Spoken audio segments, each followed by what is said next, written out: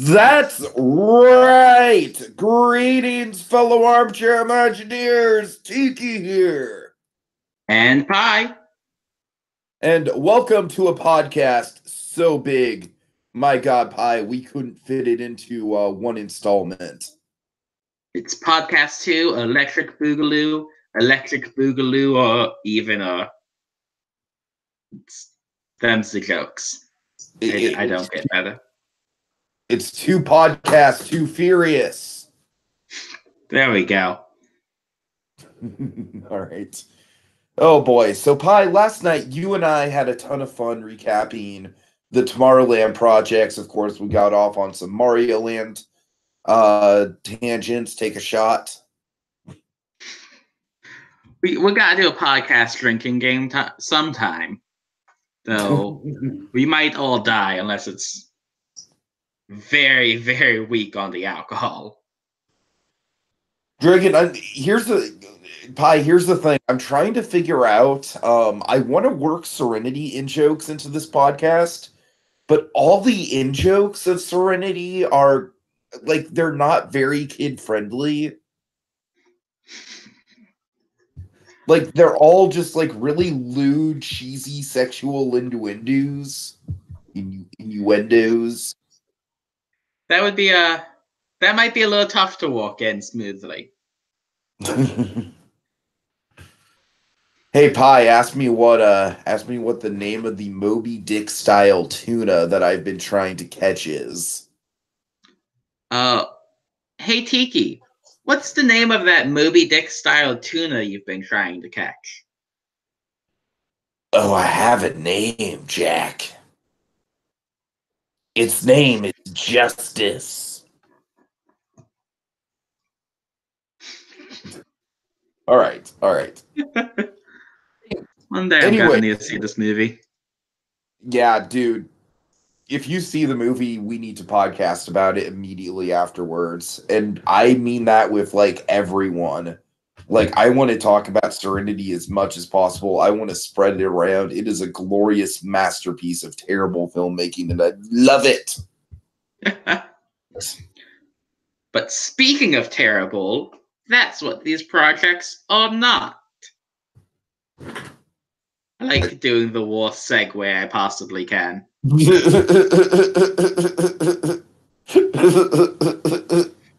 Oh, God. All right, Pi. So what we have here is, honest to God, I feel like this is a really, really interesting, close competition. And, man, it goes to show the strengths and the balance in the two teams, because I love how one team really chose detail and presentation, and then one team chose creativity and outside the box thinking, and also, more importantly, because I'm biased, but like seriously, Pi, I'm as biased as it can get with this project that we're going to be talking about from Team Warriors, because I'm going on a 4-day trip to Knott's in less than a month, and they're basically just like, hey, let's have a Knott's Land in Disney World. And I'm like, yes, please. It's an interesting idea. I would love to, as someone who's never seen Knott's, it's really interesting to see this little slice of it here.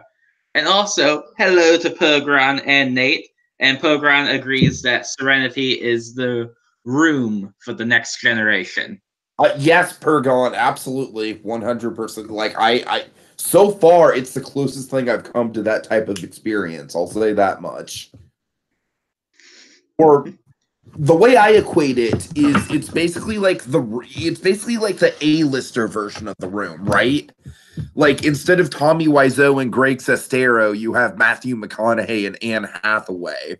But it's just as terrible and just as baffling. If anything, it might be more baffling that it could turn out that way with people that talented. Right. All right. So Pi, let's get into the projects, man. Without further ado, let's get into Team Prince's project, and then we will follow that up with a conversation on Team Warriors project. Just to clarify, Pi, just so I have to make sure I don't have to do any extra work beyond the screen sharing of it all. You are checking both the boards and the YouTube chat, right? Yes, I'm keeping an eye on both of them. YouTube seems to be the most active, which is good because it is the easiest for me to keep track of. But I'm watching both of those. If anyone wants to interact, add anything, share any fun facts, feel free to go ahead on either platform. All right, correct me on my terrible memory. That's important. Yeah, I have terrible memory too. Also, Space Mountain plot twist: Serenity is a sequel to Interstellar, set on Edward's planet. You know what's funny, Space, is that I told Dragon, like, Dragon doesn't want to know the twist of Serenity, but I did tell him, of course, that it had a huge twist. And Dragon, the first thing out of his mouth was, "Can I guess what the twist is, Tiki?" I'm like, "Sure, Dragon, why not?" He's like, "Okay, let's see. Matthew McConaughey, Anne Hathaway, weird twist. It's an Interstellar sequel. I've got it, Tiki. I've got it." I'm like, "Not even close, man. Not even remotely close." No, it's a sequel to Contact, obviously. The even earlier and worse Matthew McConaughey sci-fi movie.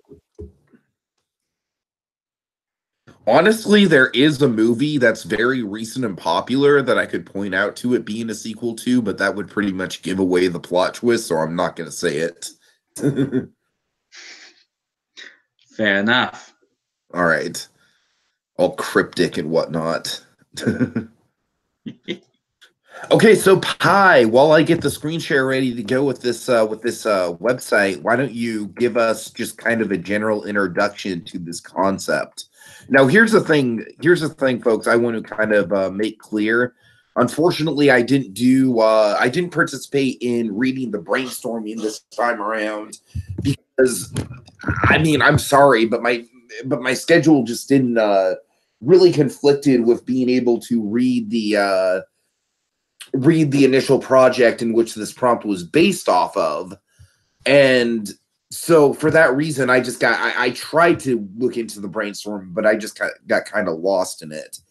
So Pi, how about before you do the introduction to your project, just sort of quickly lay out what the project was and what the initial prompt that this project was based off of was. Like, give us a little bit of Sorcerer's Apprentice history.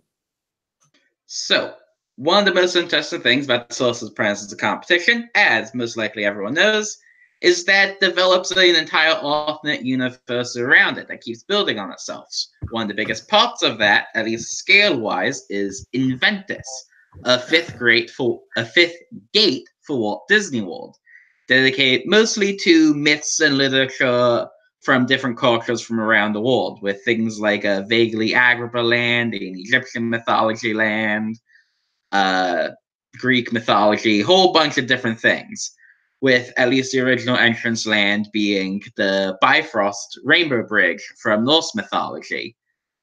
It was really a great project, somewhat underdeveloped, but that's to be understandable when it's an entire park being made in a week or however long they had for it.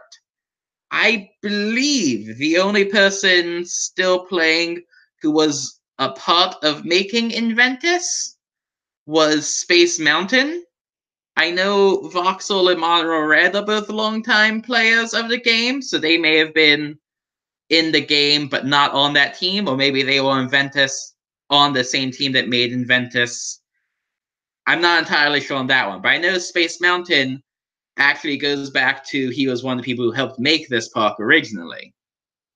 So the idea for this specific stanza was going back to it because Inventus is supposed to open in 2025. In 2035, to celebrate the 10-year anniversary, the teams were tasked to develop a brand new land fort in one of the expansion pads. Something that could help fill up the park and tie it all together, the same way Pandora really helped Animal Kingdom graduate to being like a full day park for people who didn't want to wander around the animal trails, which is wrong of them because the animal trails are beautiful and practically rides of themselves with the level of theming. But that's another debate for another time. So yeah, the teams are tasked to pick some kind of new myth or literature or whatever concept they want to do and make an entire new land. Yeah, so Pi, just looking at, honestly, just the first thing that springs to mind when I see just the opening image of what you guys did with your project is, oh my god, that looks so realistic. Which that picture for the background there actually was the picture on the front of the original website for the project. I Nice. forget who it was. I want to say it was Disney Dad, but I could be wrong. Was able to like reverse Google image search or whatever and find the whole picture that was cut down to be the banner, so we could have the whole thing as the cover. Mm-hmm. So Pi, why don't you let's highlight Disney Dad a little bit. Let's give this is kind of like Sports Center for Armchair Imagineering, right? So let's give a player highlight. Da da da da. Something I just made up. All right, so Pi, you were with Disney Dad. Disney Dad was behind this presentation. Why don't you give him some props? Why don't you kind of lay out exactly what he had in mind for this? He's been just an amazing presentation guy in the first two stanzas, and this one especially, he just kind of came in and was like, I did something so like this another round. I think it worked really well here.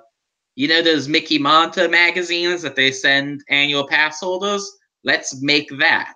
And he sets up a formatted Google Slides type thing that we could all edit like page by page to get that set up. And then he set up this flip HTML whatever, so that way once we had it all in the slides, it could all be taken here, so it would flip like pages in the book and all that too. And he did a lot of us would do like our own pages for our own individual things, and he would be the one that ties them all together and did like the covers and intro stuff and like the ad page. If I'm not mistaken, was all him. I was getting ready for my trip during these weeks. I wasn't the most active during some of the brainstorming.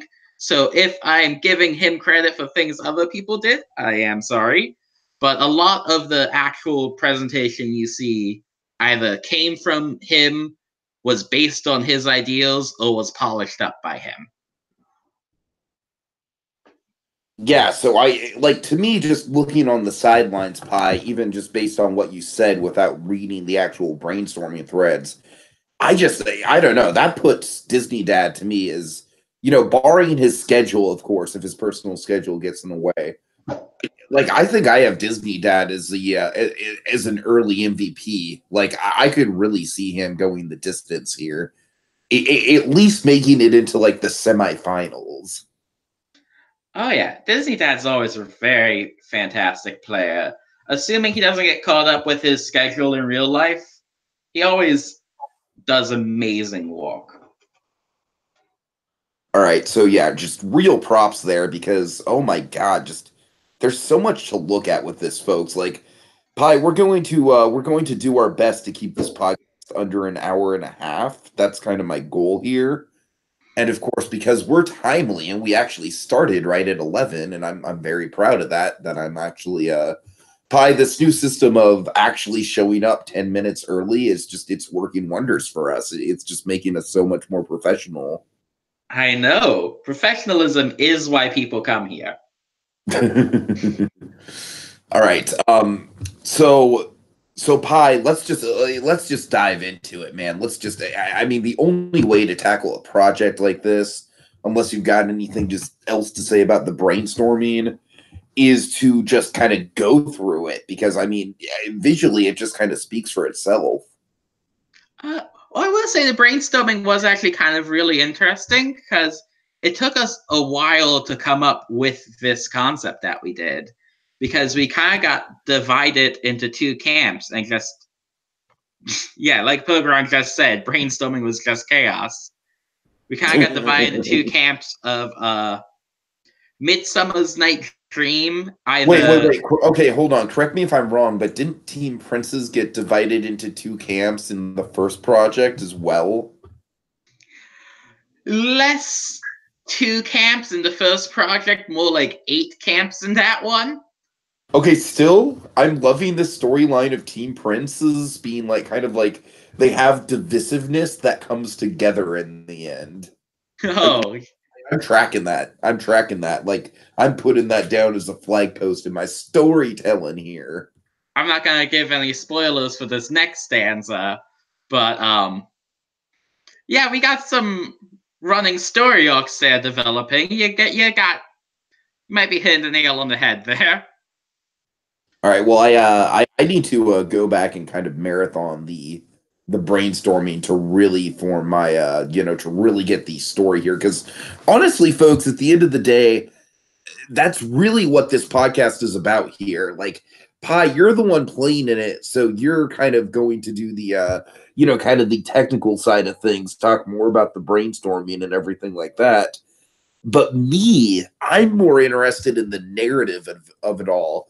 And this is one of the goals of my podcast here, folks, is that I really want to tell a story with this. And I really want to kind of highlight all the players individually and, really kind of craft their strengths and weaknesses and their storylines and their ups and downs. And I'm really excited about that, Pi, because I think that's what makes a game like this so much more unique and compelling, with this sort of structure of eliminations and everything like that. Pi, before we get into the project and after the brainstorming, I feel like we need a little bit of a transition to honor the people that actually departed us in stanza 1 that we kind of glazed over at the end of the first project. So I just want to, but anything else to just go ahead and finish up about the brainstorming here? Oh yeah. Well, real quick, Space just said that we definitely didn't have any chaos in stanza 3. Following that up with press X to doubt and press F for respect. And Pogron fully agreed. Definitely smooth sailing. Oh, press F for respect for those who are eliminated. I'm just gonna quickly in the chat. F. There we go. But yeah, for this one, the brainstorming eventually just kind of got into two main camps of Australian mythology and do a more traditional land like a lot of the other ones there. And Midsummer's Night Dream, either that leading into fairy mythology or as a land connecting a couple different Shakespeare's of the more mythological side of his plays. And we just had a ton of trouble finding a common ground of deciding on what one to do. I think it was Space. I could be wrong. Basically just said, look, if we can't come together on these, why don't we just scrap both and come up with something new? And that's how we came up with this idea. And then it was very quickly, we all just kind of came together and was like, oh yeah, this can work really well. And this would be a really neat way to do it. Or maybe we add this detail, it'll change this detail. And it just kind of all worked out really well from that point. Nice.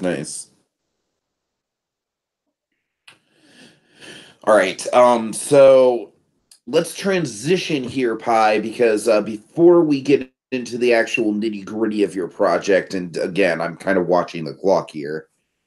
Let's pay homage to the 4 fallen people in Project 1, because honestly, Pi, I feel like this has got to be unprecedented, if not the first time that 4 people have been eliminated at once in the history of the Sorcerer's Apprentice. I feel like this is at the very least the first time that 4 people have been axed at the start of the season, like in round 1. Oh yeah, it was a really bold move. It just what I love about it is it just goes to show that that the hosts of the show, like props to Ace and D Hindley and I'm sorry, Pi. I know there's KMB. KMB, right? I'm sorry, KMB. Yeah. Uh, props to those three. Because I think that that move, like, I have a lot of respect for them as showrunners here.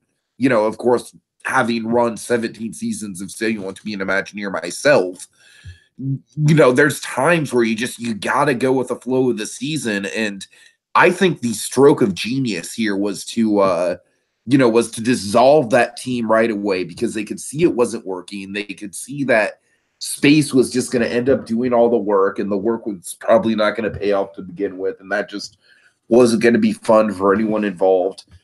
So they cut out the busy work, Pie. They cut out that point in the season where we're just kind of waiting for these players to get picked off. And I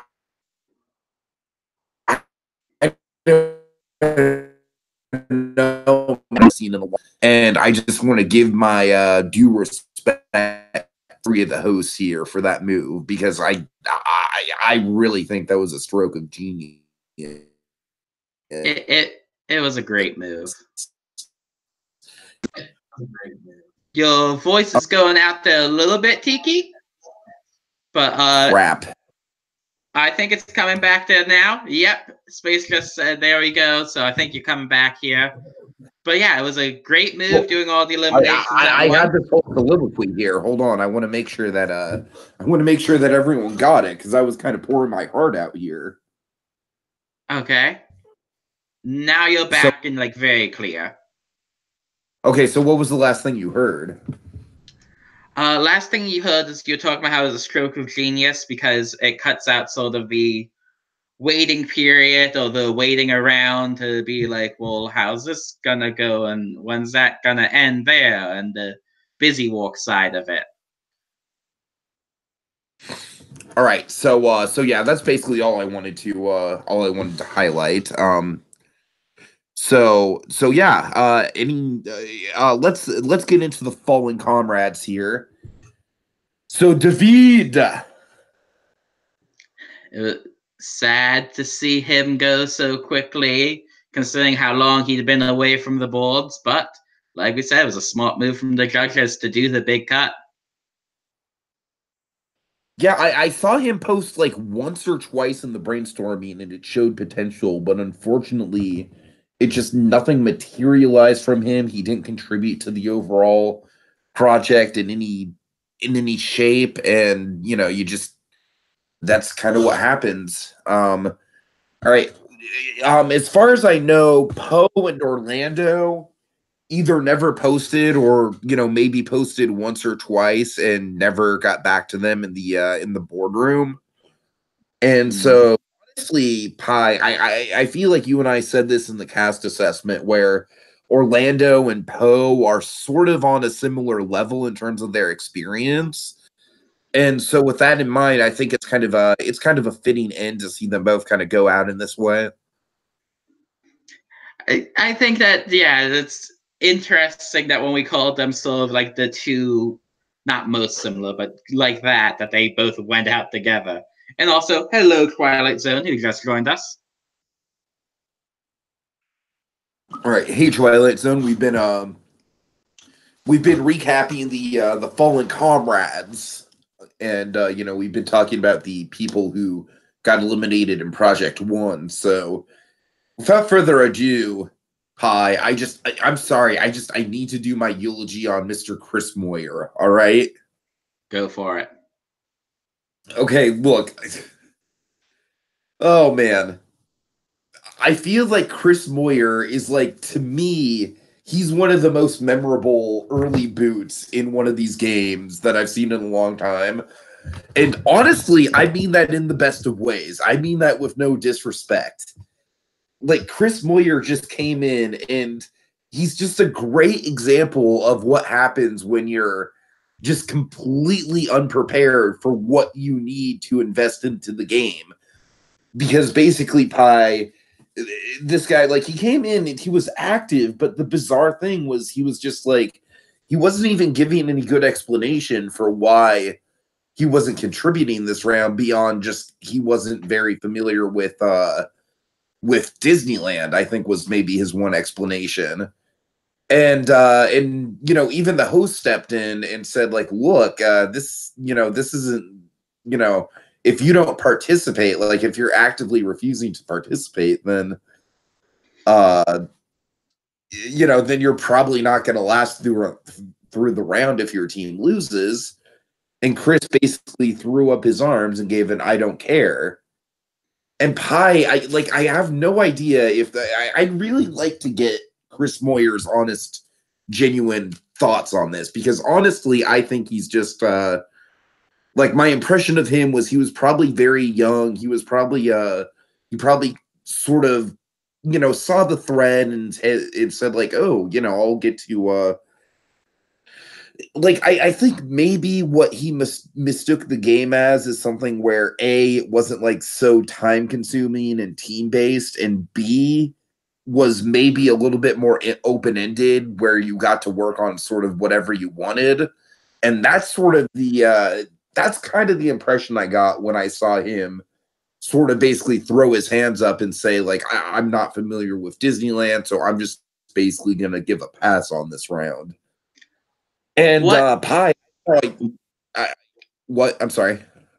Oh, I was gonna say that's probably part of it. But what Space is saying in the chat is that he apparently thought he was a judge and didn't realize he was signed up to be a player. And then when they told him that he was a player and made that clear, he just said, "Okay, cool," and never responded again, despite being one of the first players to sign up back in October. All right, well, Chris, if that was just, you know, an honest misunderstanding and you never intended to actually play, then I genuinely apologize, because I was sort of spinning this from my own sort of narrative in my head.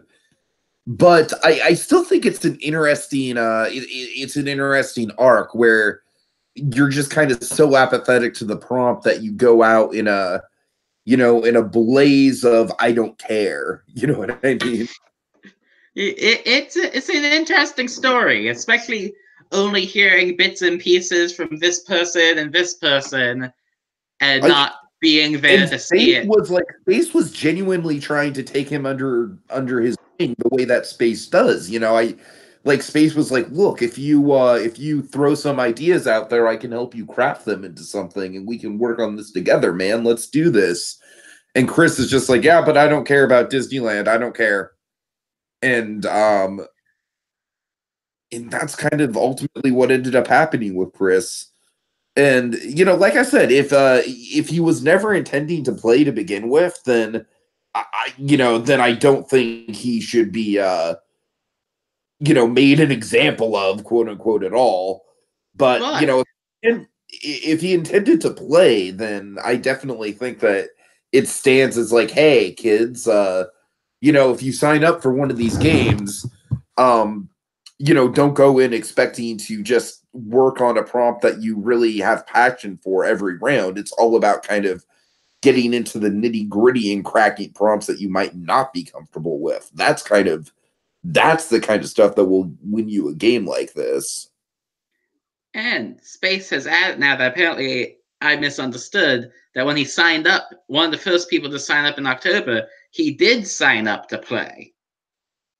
But then he thought he was a judge at some point, and then they convinced him he was a player. Every part I hear the story, there's some kind of confusion here. All right, you know what? I want to get to the bottom of Chris Moyer, but I want to kind of I don't know, I want to do some investigative journalism into this guy. Just send him a message that just says, "What?" That's what I'm saying. That's what I'm saying. Like, I mean him no ill will. I'm just genuinely curious. I am genuinely curious with absolutely no ill will. No. I want to know what his actual intention was with playing the game. I'm kind of fascinated by it. There's too many odd details for it to be like a anything ill will against him like it. He clearly, there was some missed communication at some point that just didn't connect. Right. All right. Anyways, hi. We're spending way too much time not talking about the projects. Let's dive in, sir. Let's do it. All right. So, I'm basically Pi. Here's the thing about this project for me. Like, I really, really love the presentation. I love the ambition. Um, Honestly, I kind of agree with the judges when they say that it feels a little bit too Epcot-y, and it's maybe like I don't know, like, huh? It's interesting to me because it's a really ambitious project, but the tone doesn't scream Disney to me, and maybe it screams Invertus. You know, maybe it's like perfectly in line with that park, but I'm just like, as I read it, I'm just kind of like, this is really, really cool, but I don't know, Pi. I can't put my finger on it. Like, basically, what I'm trying to say here, Pi, in so many words, and I'll repeat it again, is that I am biased. And I really, really like the whole idea of basically making a Knott's Berry Farm land, and I was really sold into that. So this, I felt like it stuck closer to the concepts and the themes of the park. And you know what? That's probably what won them the round. And that's all well and good. And that's how it should be if that's what the round was intending to be. And that's awesome and well done, guys. But I gotta say, Pi, is just like a general spectator. Um, I think that the other team's project, at the very least, was a little bit more digestible. This is definitely flashier, more ambitious, and bigger in scope. But to me, the other team's project is just like, yeah, it's a Knott's Berry farmland. It's like a big land that incorporates like an entire theme park's worth of ideas, but doesn't just copy them. You know, like does new things with them, but still plays homage to the park all throughout it. And just I don't know, like I'm sort of in love with that. But like I said, Pi, there's no mistaking the fact that this is I love Knott's Berry Farm almost as much as if somebody did a project based on Six Flags Discovery Kingdom. You know what I mean? It's just like I love it just because it's Discovery Kingdom, you know? That you make some fair points, which real quick, Space Mountain is Groot, so good for you. Go keep being Groot. But you make some good points that the Rainier rig being so this Knott's Berry Farm, the theme is a lot easier to see, whereas here it's a lot of, oh, it's because you're biased, he is Groot, kind of, I see what you're doing there now, Space. But yeah, the theme here is definitely a lot more weird, so to speak. It just isn't as clear, or you can't as easily give a one sentence explanation. But you know what? We're going to keep the Serenity joke going, and I love Serenity specifically because of that. So, honestly, Pi, if I was judging this, like, in spite of my bias, I would give it to you guys. I would. With the asterisks that you guys have the best project, but Team Warriors, I am completely in your guys' corner of you. You guys have my favorite project, my personal subjective favorite project of the two. Things can be like that sometimes, where you can like look at something like with Kingdom Hearts 3. I can, like, from an objective point of view, say that, well, parts of this combat system just really aren't as good as the other ones. But from my subjective point of view, it's like, yay, I'm on a boat now. Those can both be very equally true things, where something can be technically one way, but just in your heart, you know. All right, so I'm sure everyone watching is just screaming like, "Turn the page! For God's sakes, turn the page!" We're only 35 minutes on the cover page. I know. All right, let's do it. Let's do it. Oops. But yeah, with this being sort of Renaissance Italy was the intention here, with that being a very like birthplace of a lot of artists and inventors and things like that. I know the site can go kind of slow sometimes, so it might be tough to do too much page flipping with it. I just saw that go in total slow motion. Yeah, that's the problem with doing Hangouts and doing screen shares with complicated stuff like this, unfortunately. Yeah. Because Hangouts take up a lot of bandwidth on my computer. Spaceman is right. That did make the page turn very epic. I think that if we have to page turn again, we need like some dramatic like 300 music going. I can't do that for copyright reasons, but That's a good point. All right. But yeah, so this sets up as artists, discoverers, adventurers, and all those type of people. The people who discovered and wrote the stories you see in all the other worlds. And that was sort of our transition of opening it up to being a new entrance land. All right, can I just point out like a presentation thing with this that's, my God, it's one of the most sort of head scratching, like it's a Schrodinger's cat pie. I don't know what to do with it. Go for it. So the text on this is honestly, for me, and maybe it's just because I'm pushing 30 and I might need reading glasses, who knows. The text on this for me is too small to read unless I really get up close to my computer screen and really really squint at it. And I know that there's an option to full screen. I don't know what full. You know what? Just for the hell of it, let's see what full screening would do. It is like it is on my computer. It won't make it too much bigger.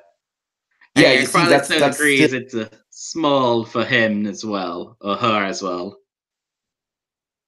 So, but here's the thing, Pi. Here's the thing. This is the Schrodinger's cat of it all.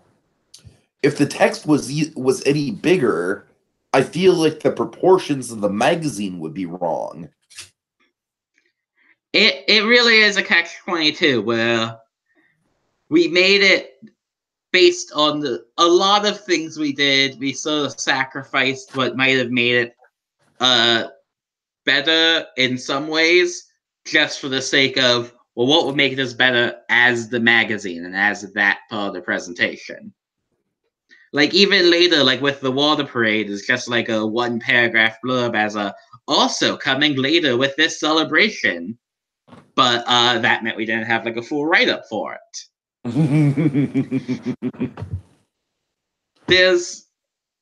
We focused in on what can we do to make this aspect work, and that hurt some other aspects, like the readability.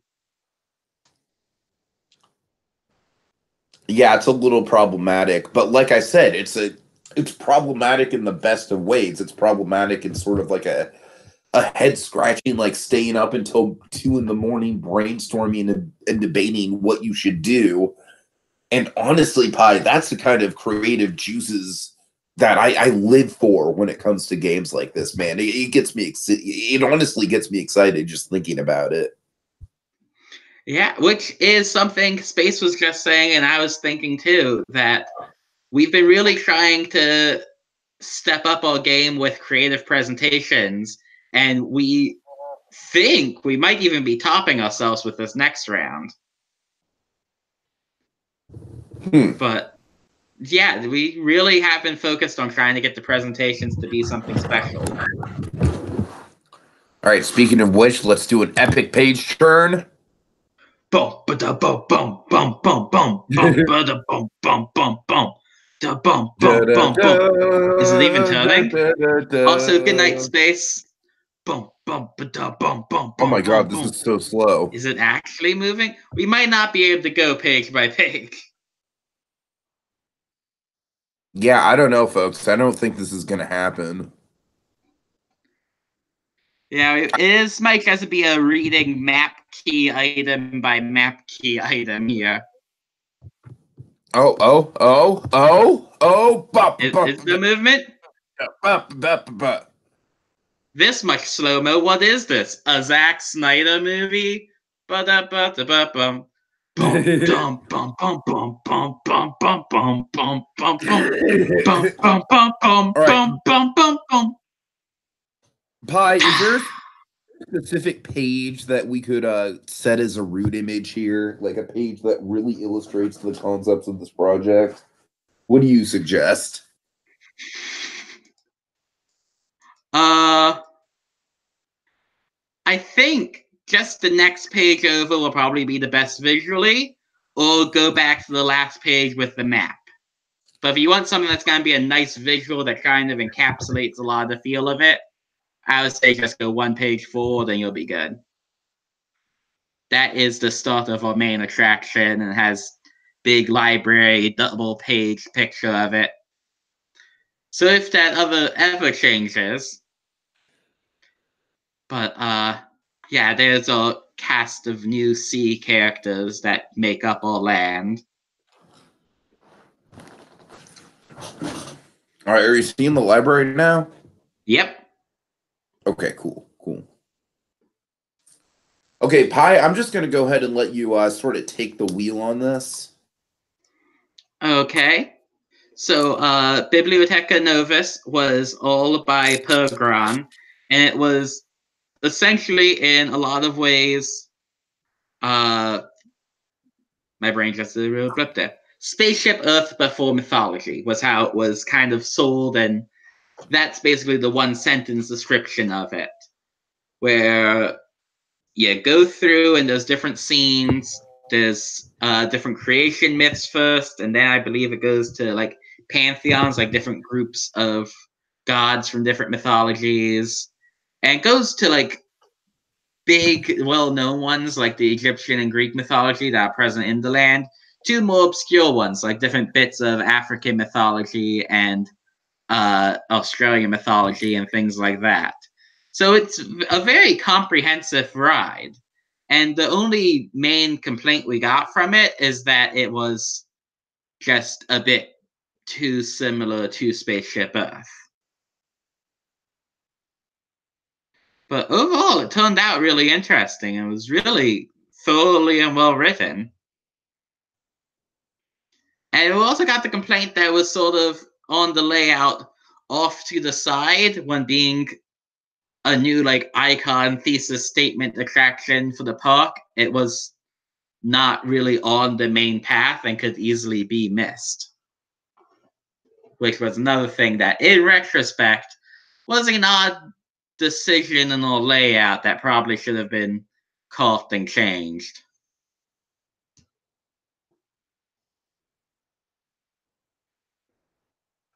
Um,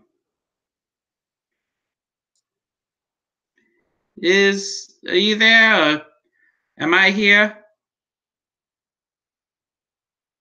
Did sound go out? No, I'm Really?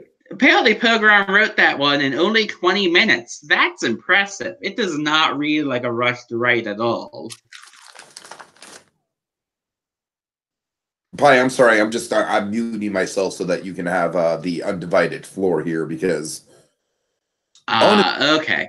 My bad. I'm just like I'm just kind of I'm a little lost on this project. Like I respect it a lot, but I had a really hard time reading it, and I didn't want to strain my eyes, so I didn't end up reading it word for word. I just kind of skimmed it, and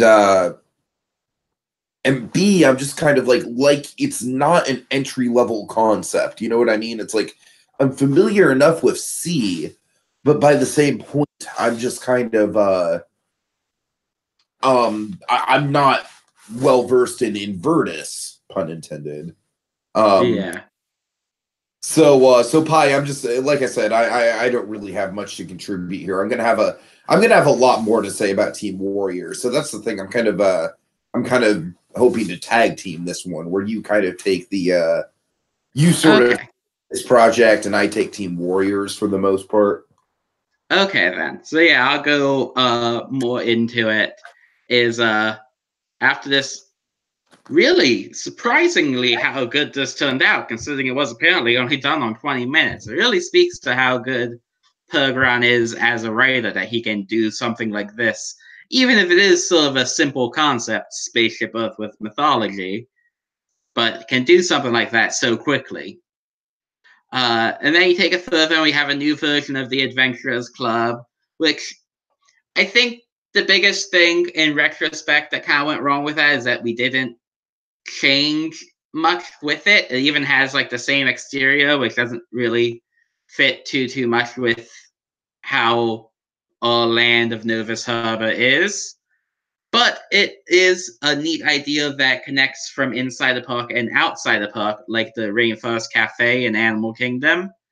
So you can have it be during your day, and it can stay open later as an actual like functioning bar. There's some great street atmosphere here.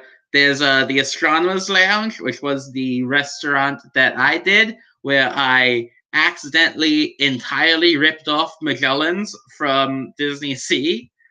I didn't do as much research on we had some inspiration, obviously, it can be seen, from Mediterranean Harbor in Tokyo Disney Sea.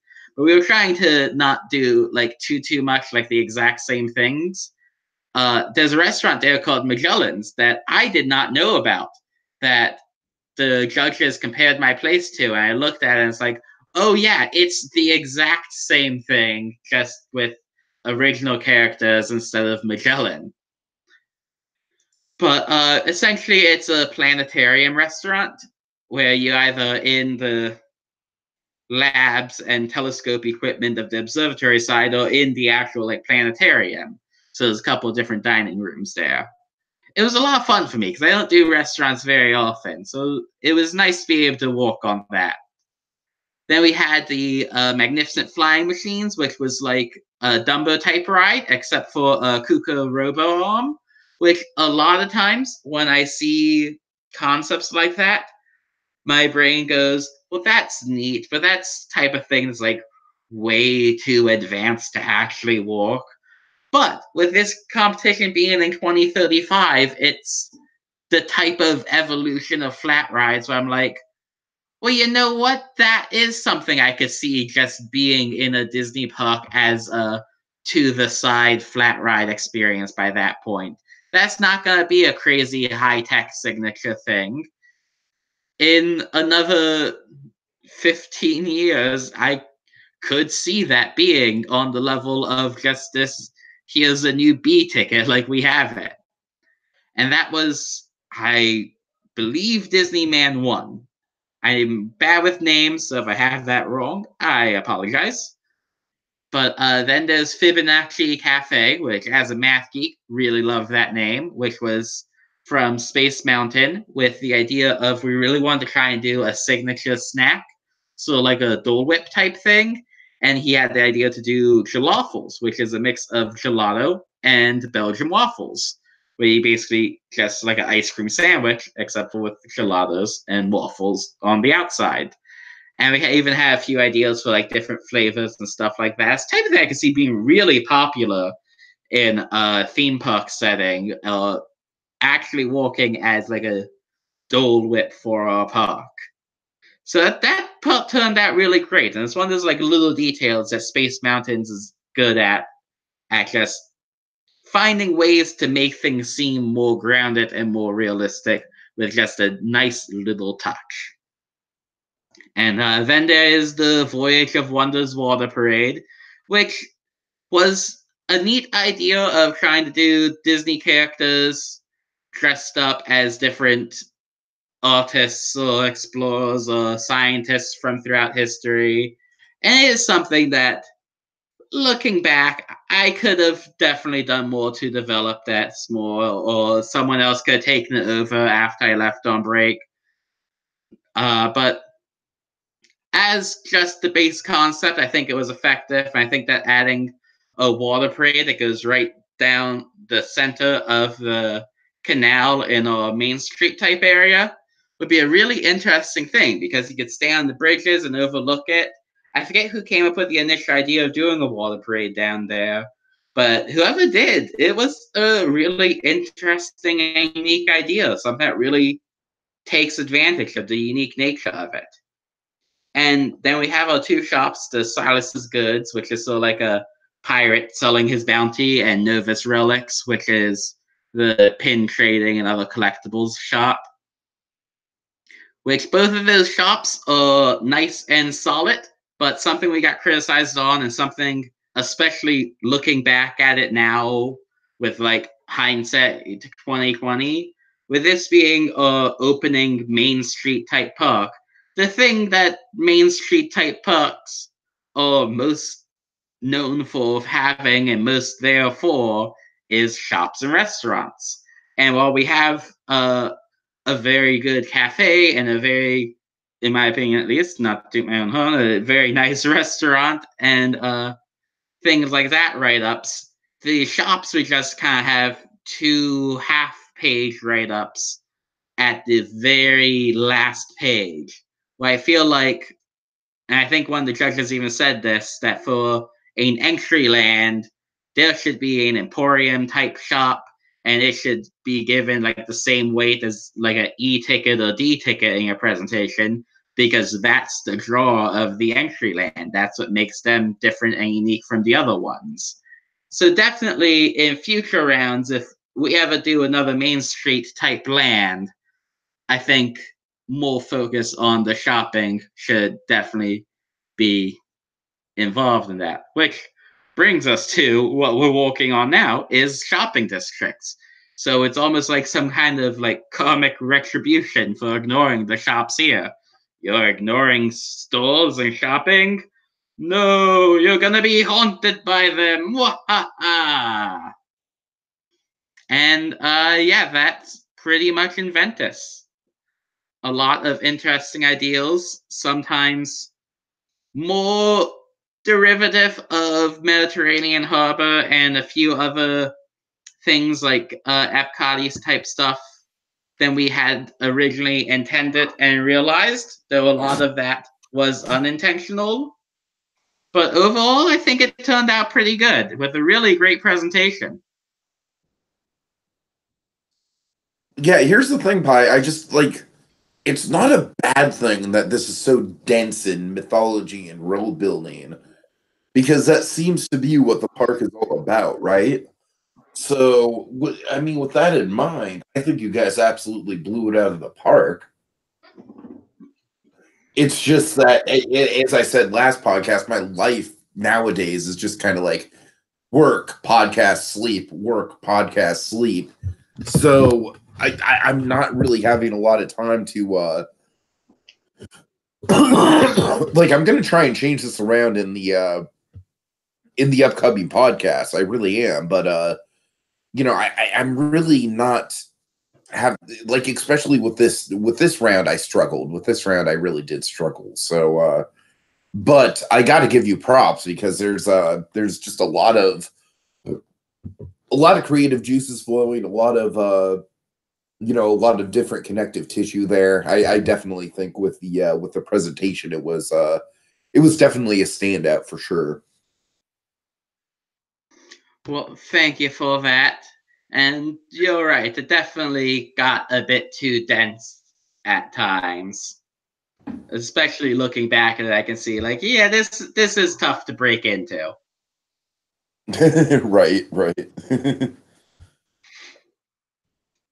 All right, so let's move on to the next project. How are we looking for on time, Pi? We got about a half hour left, right? Uh, yeah, we spent about a half hour on the intro and recaps of things, and then it's the half hour on this one. So it should be pretty good to go. Okay. Man, my computer's being laggy. You know what, Pi? I have a good idea. Do you want to pull up the project? Sure. That would have you take over doing the chat, but I can pull up. I have it right here. Okay. Let me just close out my several tabs while I was looking up shirtless pictures of Jack Black, and now I'm good to go. Stop the screen share so you can start it. All right, so how do I do the screen share? Because that is something I've never done before. This right here. You see that you see on the sides when you go to the left-hand side and those icons pop up? I think I got it. Is this up now with the project? Let's see. Yeah, you got it. You got it. Perfect. There we go. Okay, and Greetings from bountiful Rainier Ridge. you want me to take over the chat? Yeah, just in case people still have more things to add and all there. Okay, And you can take over kind of take the lead on this project. Oh. I tell you what, Pi, why don't you, since I'm going to be looking at the chat mostly, why don't you kind of just go through and introduce each of the, hold on, I'm sorry. Why don't you go through and introduce each of the elements of this project, and I will give my thoughts on them, and I will also kind of give, like, and this is what this is based on in Knott's Berry Farm. And we can kind of tag team this because I've got a lot to say about this, and I've also got a feeling that I can weave in a lot of fun facts about knots along the way, and this should make for a fun conversation. Okay, sounds good. Before we get to the first real aspect of it, I just wanted to give a shout out to. I want to say this looks like something Twilight Zone did. Could be wrong, but I really love the pixelated map. It just, for whatever reason, makes me feel like Oregon Trail or like some of those old computer games, and it gives it that. Despite that, it gives it that old rustic vibe to me, despite it being old computer games, not actual rustic. So I really liked that map. I wanted to give that a shout out.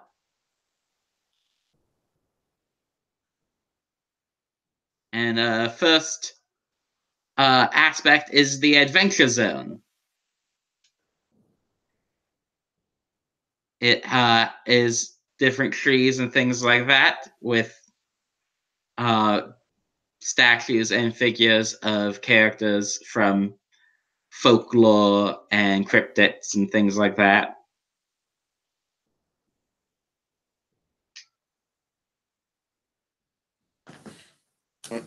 You know what, Pi? That one connects to the Salisbury stand. Pi. Yeah.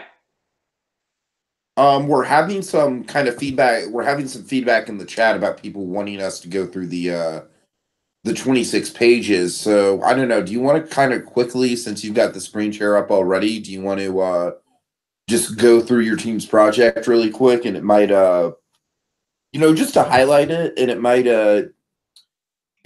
Sure. it might work. Is what I'm trying to say. Okay, so we have the cover. This takes us to the In This Issue and a Decade of Discovery, which was our name for the 10-year anniversary. You can see it was great having Space, who did the original map, to be able to do the new versions and the additions to it. So it really looks seamless with what was there however many years ago the original project was made. You have the society page with the different entries for each member. And this takes you to the Biblioteca Novus ride. You can see, I love even the details of like the ads for the cruise ship on the side, and librarians as the ride vehicle always made me laugh. And then the gods and heroes, the pantheons and hero rooms, the monsters of myths with the unicorn battling the dragon. Takes you over here. I like, again, the fake ads that are funny and the little details that I believe Disney Dad walked in, like excitement brewing over at Epcot's Marvel's Future World, which is a terrifying prospect, but not too unrealistic. And go forward, and you can see how they have the instructions for how to even make your own drinks like they make at the Adventurers Club. Here's the Astronomer's Lounge page, which, fun fact, that's just something I had at Olive Garden earlier in the day that I thought that was really tasty. I'm going to put that on the menu. And I looked up a picture of it online. You have the Cielo Elemente's Magnificent Flying Machines, the Fibonacci Cafe, which that's just a beautiful picture there. Here's the terrible drawings that I didn't have time to like actually do. And I love how they found the pins of Mickey as Da Vinci is apparently a pin you can get. That was just a perfect find. And there you go. Assuming that all showed up well, that was all 26 pages on the podcast for posterity. Yeah, unfortunately, Pi, from the video that I'm watching, and I'm not sure if the one I'm watching has a bit of a lag or whatever, but I am not seeing it in real time, unfortunately. Well, then my narration and pointing with my mouse is going to be real confusing. Well, you know what? I think it's kind of better than me. Yeah. I was able to get through it in under an hour, so that was a little bit better than it would have been from your end. But that's just an issue with doing the screen sharing with Flip HTML. Just apparently not an easy thing to do. But back to the knots. We were about to talk about the berry stand, I believe.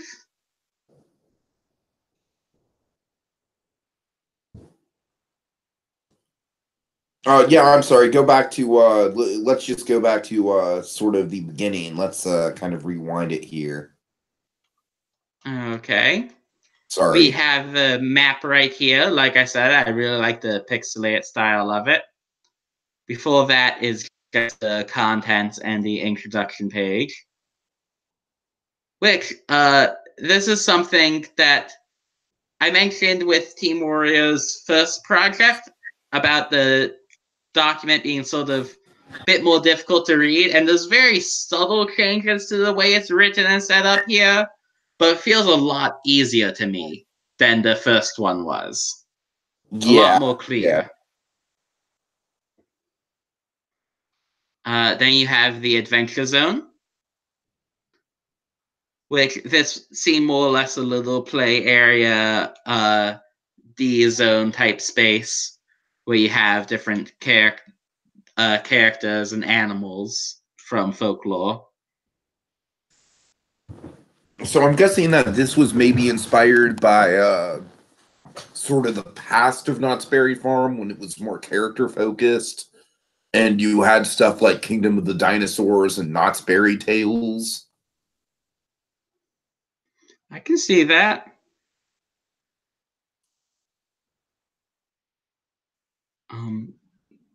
And that connects to Sal's Berry Stand. All right. Now, of course, is it doesn't. You don't have to be a math professor to connect the dots on this. This is clearly at this point a Knott's reference here. I didn't pick up on myself because I was just like, Salisbury. Sounds like Salisbury steak. He. And it just went in one ear, out the other. The now very obvious Knott's Berry Farm connection. Pi, I'm telling you, we got to get you to Knott's. One day. Soon, my friend. Fingers crossed. anyways. I mean, I'm sure I'll probably be flying down to visit you before you come back to California, but, you know, we'll take the Probably. steps. We'll take it in steps. All right. So what's next after the adventure, after the berry stand? Next up is the water wheel. And this is a big Ferris wheel, right? Yes. A big Ferris wheel that's still very well themed, even with an interesting queue going inside the cabin. Yeah, this was really interesting to me because it's basically like obviously people freaked out at the Sun Wheel slash Fun Wheel slash Pixar Pal Around. Oh, I hate that name. Do you want to pal around, Pie? It's just a terrible name. I mean, Mickey's still the emblem of the wheel, but it's a Pixar pal around. All right. It's not good. Okay, but this Ferris wheel is kind of awesome though because it blends into the naturalistic setting. Like, think about if the water wheel on Grizzly River Run was about 2 to 3 times as big, which would up the scale on the entire Grizzly River Run. By the way, But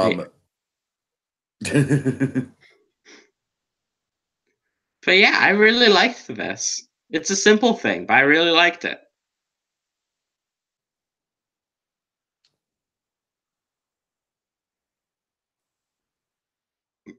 sorry, Anything I'm else just to add? clarify.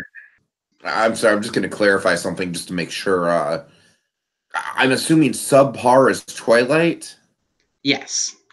Okay, cool. Thanks. All right, so Twilight is saying that she cannot follow up on any knots things, just followed along, and I am either not very observant or I really don't know much about knots. Um, Twilight, all I can say is that knots has a fascinating history. Like, knots' history goes back about twice as far as Disneyland's does. And there's a lot of design aesthetics to knots and a lot of just basic conceptual ideas to knots that Walt Disney very much took inspiration from, especially in the 60s, especially in the big, the big e-tickets, the rise of stuff like Pirates of the Caribbean and Haunted Mansion. Like, there was a big sort of back and forth push and pull between Disney and knots back in those days. Pi, you inspired me, my friend. You know why? Why is that? Because I really, really enjoyed your trip report, and I wanted to do something similar for my upcoming Knots trip. And so, with that in mind, I'm going to announce that look for it in the trip reports forum. I'm going to start a new thread called "How I Learned to Stop Worrying and Love the Knots." Nice. I like that name. I'll be sure to be reading along.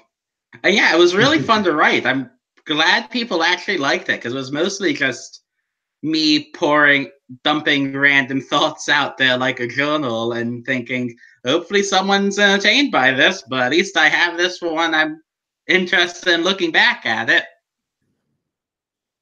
Yeah, so basically the point of how I learned to stop worrying and love the knots is going to be I'm basically going to be a salesman trying to sell you knots.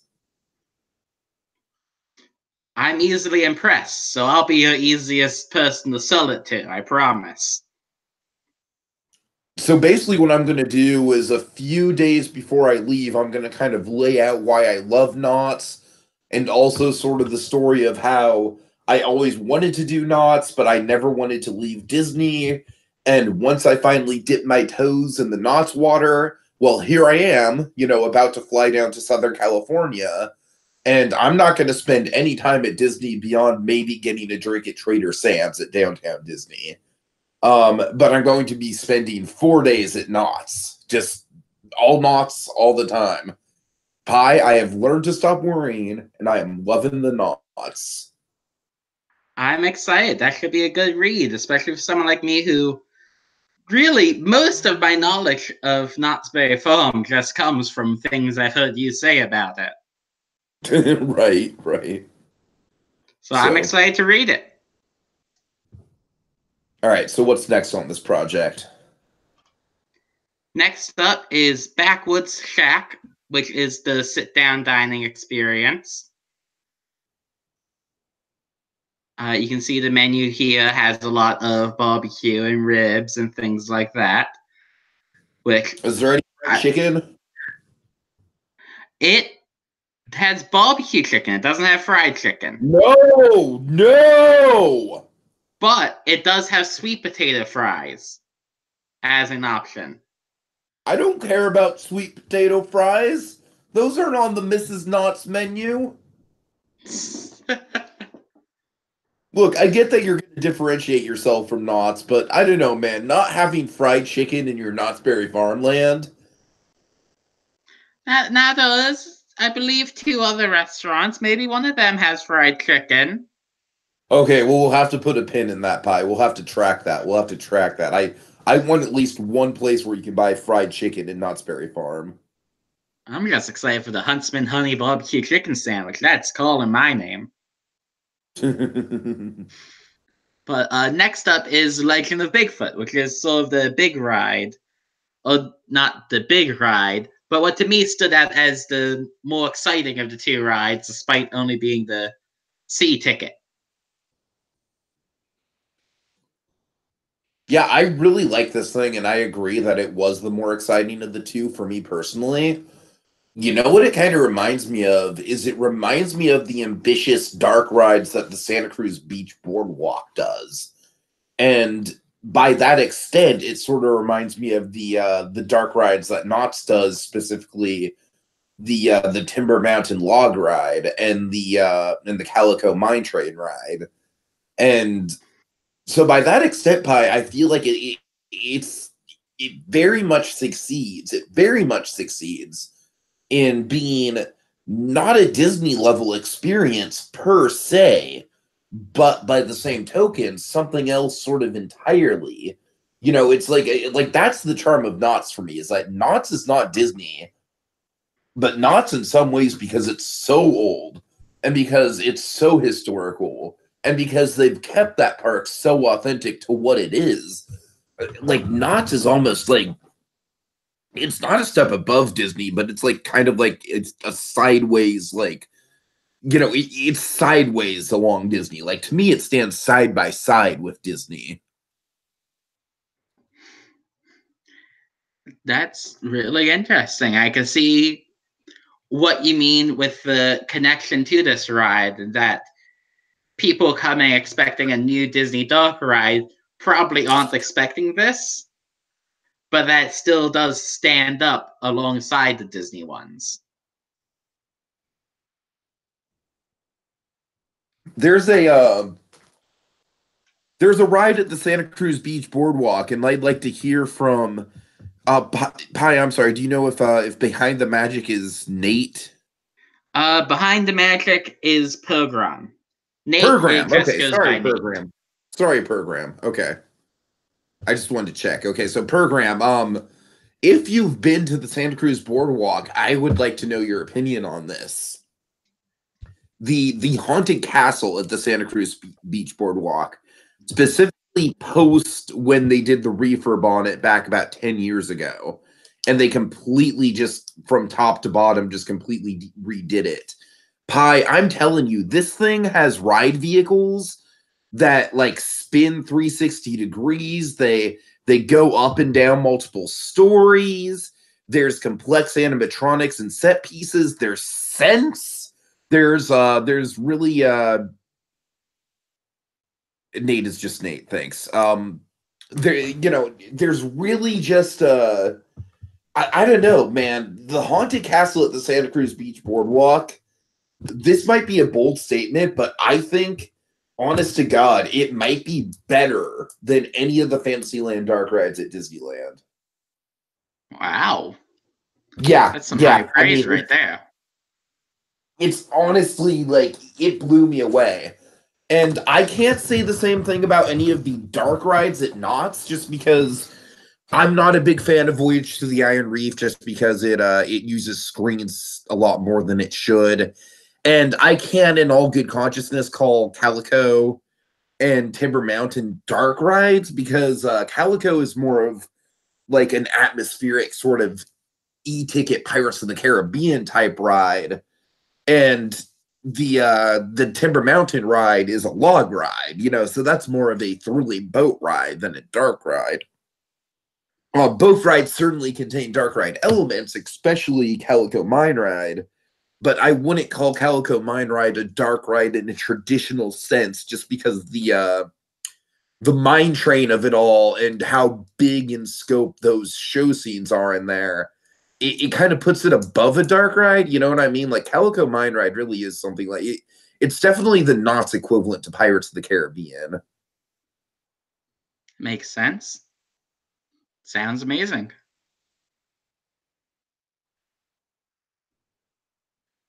Right.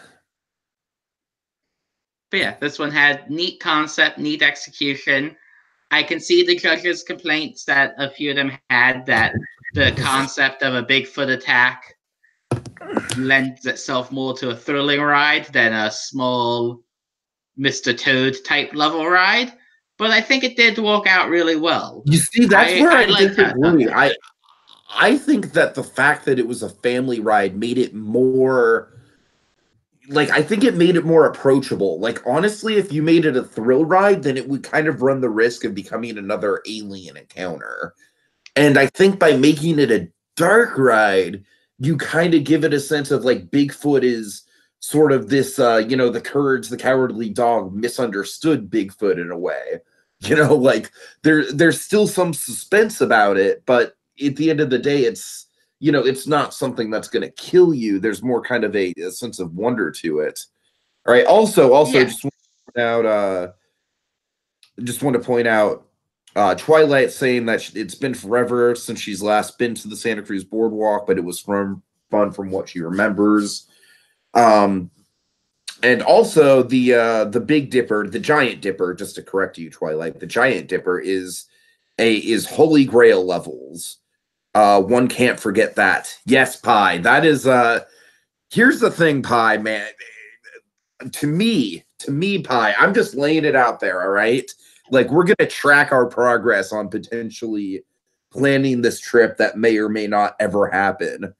To me, the dream road trip for you and I would be for you to fly down to Southern California. I'd meet you in Southern California, and then and then we could rent a car or something, and drive. We could start at Knott's Berry Farm.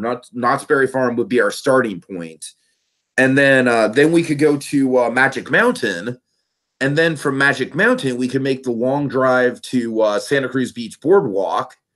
And then if we're feeling ambitious, then we could even I believe that California's Great America is like less than an hour away from the boardwalk.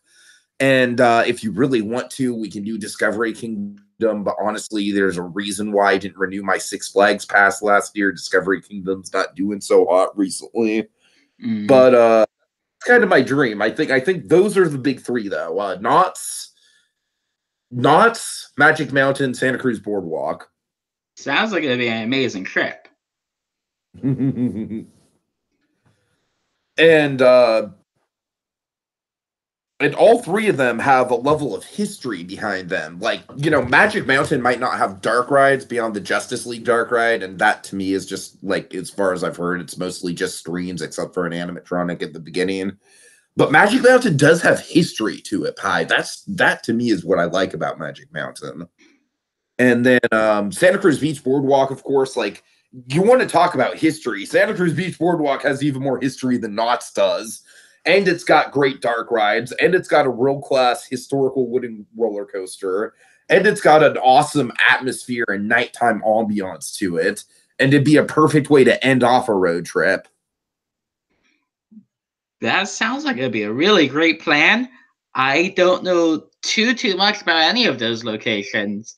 But from what you're saying, I think that sounds like a great sequence of events.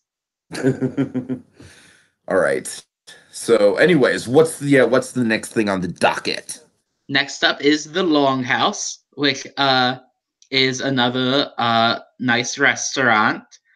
A lot of totems and red and yellow lights and things like that for the Yeah, ambiance.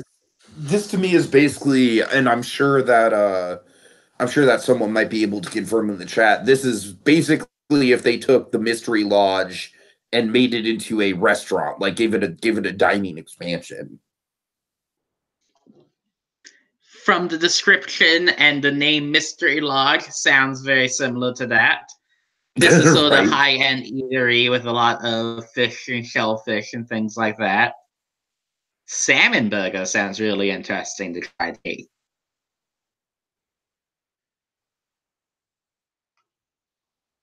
But yeah, it sounds interesting. Anything else to add on the Longhouse or talk about with that one? No, not really. I kind of want to build up to the big mystery house or mystery lodge attraction. Okay. Next up is Spirit Flight. That is remind me what Spirit Flight was. I'm trying to remember what exactly the attraction was here. This is the one that's the Flight of Passage style. That's right, I remember it.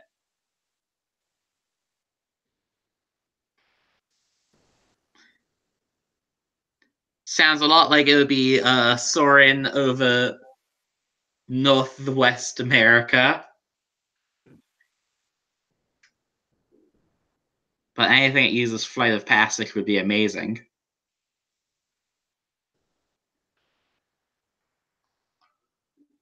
So this again, what's interesting here is that they're kind of taking the themes of the mystery lodge and they're expanding it out into other experiences.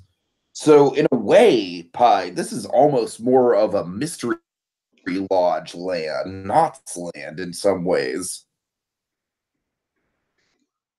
So, what all is exactly the Mystery Lodge?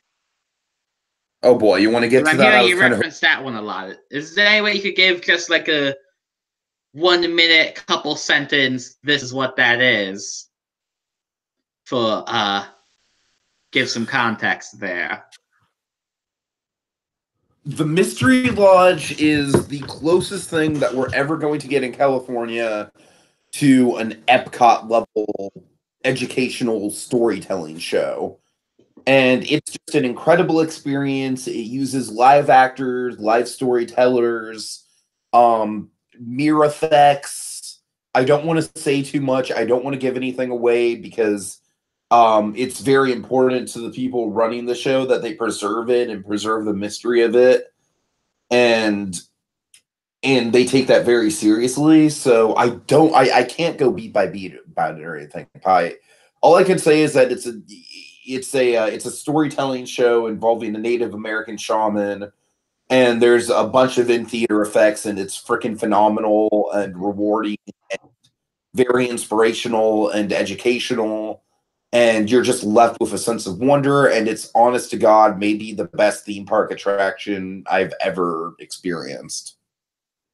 Ooh, that sounds really interesting. It's pretty incredible, Pi. I mean, to me it's easily on the same level as anything that Disney's done. I mean, it might not have the budget of a big e-ticket, it not might be a ride, it's just a show. But just in terms of immersing you in the environment and the atmosphere and just kind of like how the whole show comes together and the ambiguity of it all, it's so freaking beautiful, man. It just it's easily a show that I could go to 2 or 3 times a day each time I'm at Knott's. It sounds pretty amazing. I can't wait to see it Yeah. someday. But yeah, I can see where there could definitely have been a lot of influence here, which I really like the setup of having you fly, like see through the eyes of the spirit animal to soar over these environments, because it has the same sort of thing that flying on the Avatar on the back of the Banshee does with Animal Kingdom, where adds that layer of separation that almost makes it more immersive than if it's just saying, and now you're really doing it. But you can just look to your left and right and see you're not. And then you can, well, dorky laugh, fly. That guy's way too accurate to what scientists would like to be entertaining. That guy is like the big black mark on Flight of Passage, honestly. And you have to stare at him for like 10 minutes, and he's the thing that's keeping you from your fun, Pi. All problems with Animal Kingdom stem from that one guy. I mean, it's like if Dinosaur's down for the day, it's his fault. You wait 4 hours in this queue, and you're thinking like, man, oh man, I've got past the lab, I've got sorted into groups, like we're about to go on this ride, we're about to do it, and it's all going to be worth it, man. It's all going to be worth it. And then we have to stare at this guy.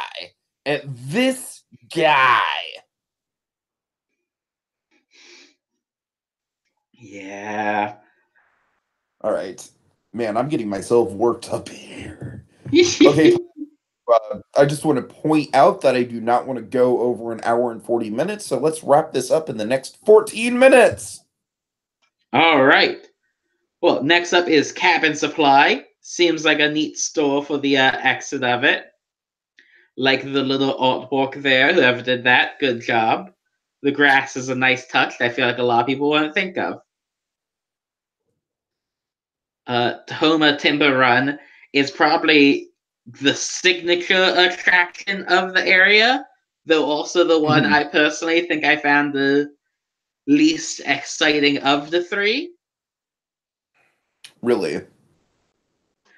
I mean, it's cool, but I really like the Flight of Passage system used with more real environments, as well as really like the Bigfoot attraction. So this one, as amazing as it is, was less personally exciting. Even I'm sure it would be amazing. What were your thoughts on this one?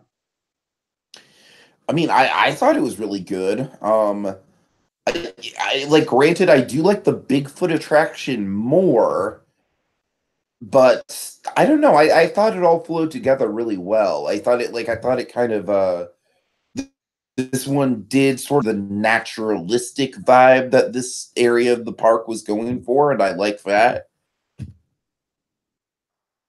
It did. Like, I'm not saying it's not an amazing ride. It really is.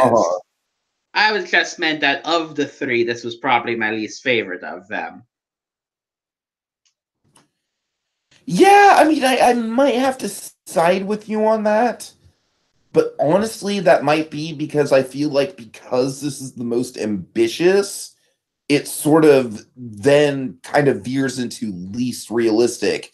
And of course, Pi, anyone who's played one of these games and takes these games seriously knows there is a fine and delicate balancing act to watch between realistic and creative. And it is one of the big, like, if you can get your finger on the pulse of that line between realistic and creative, then you have the potential to win the game, bar none. It's a very tough line to walk. That being said, though, again, with this round taking place in 2035, I think that this isn't pushing it the way it would be like a opening tomorrow kind of project. I personally am curious to how different the blending of a log flume and bobsled coaster would feel physically from just either just doing only the bobsled coaster, or just why not just do a bobsled coaster? How much more do you get from the actual log flume part? I'm the opposite of that, because I think that it should have been a good old-fashioned traditional log flume. And you know why?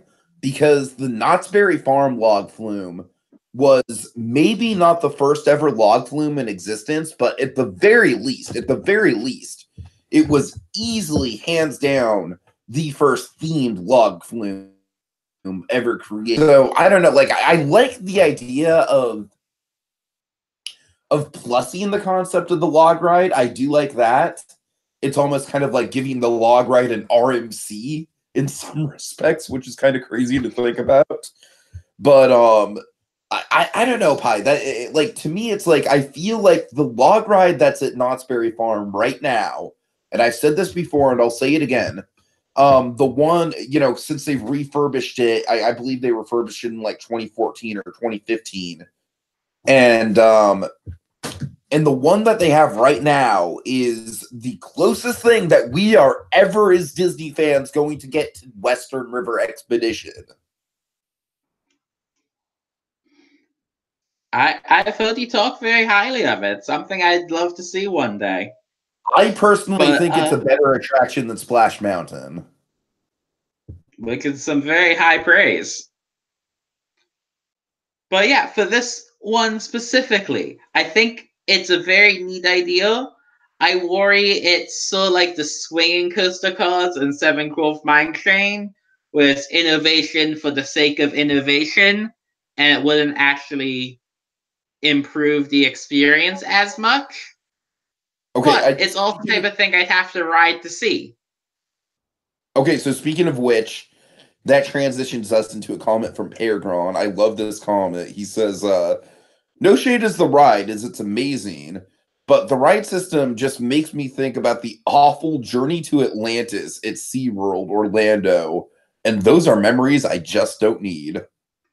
That ride was amazing for like half a year. Oh, dear God. And the one in San Diego is even worse, and that's probably the one. No, I don't know, Pi. I'm hoping to get to SeaWorld Orlando soon. That's definitely on my radar.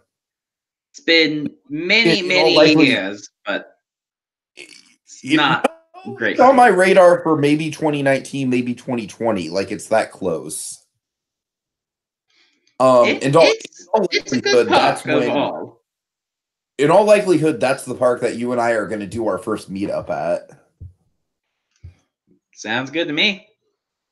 All right. But yeah, Atlantis, it's a lot of good ideas. I could see that being actually a good justification to me as why blending them could make it better. Because when this was new, it really did improve that ride experience, having the blend of the coaster and the log flume. Tahoma Woodwalks is the store at the end of it, which I think neat touch, and I always like when things like that are there. And it looks like this is just sort of the wrap up of it there.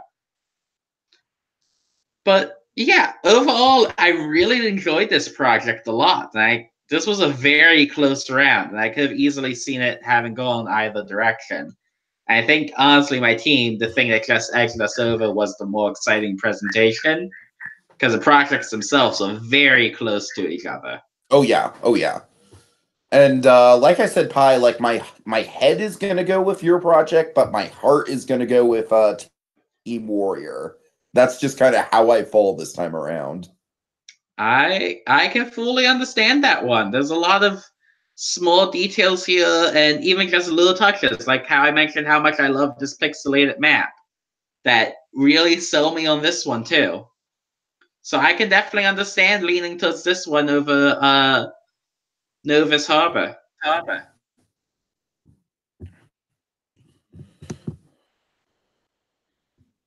All right. So with that in mind, folks, just to quickly wrap it up, Pi, let's get this done by 12:35, my friend. Let's end 5 minutes early. Woo! Because that's what professionals do. Yeah. All right. So within the minute we have left, Pi, Monorail Red unfortunately bows out of the competition, but in doing so, she gracefully allows some up and coming Imagineers to step forward and potentially go further in the game and hone their skills in ways we've never seen them do before. So Monorail Red, sorry to see her go, but this is kind of it's sort of a thing that's starting to happen with these veteran players in general, and absolutely no disrespect ever. These people have earned their salt, man. They have been in the trenches. They know their stuff. and they have far much more experience and talent than a lot of people who have graced these boards. And so, Monorail Red, you will be missed, but your time was served well here. It was great to see your artwork once again. It's great to see your brainstorming, and yeah, that's about it. Pi, any final thoughts on Monorail Red or final thoughts on this project as a whole, quick before it turns to 9:36? Press F to pay respects. Brought it back around. That's a callback. And I think we're good to go. All right. Okay, so really quick, big thanks to Space, Twilight, and Paragon for being in the chat. Am I missing anyone, Pi? Nate, big thanks to Nate as well. All right, thanks so much, guys, and we'll be back with you. Woo!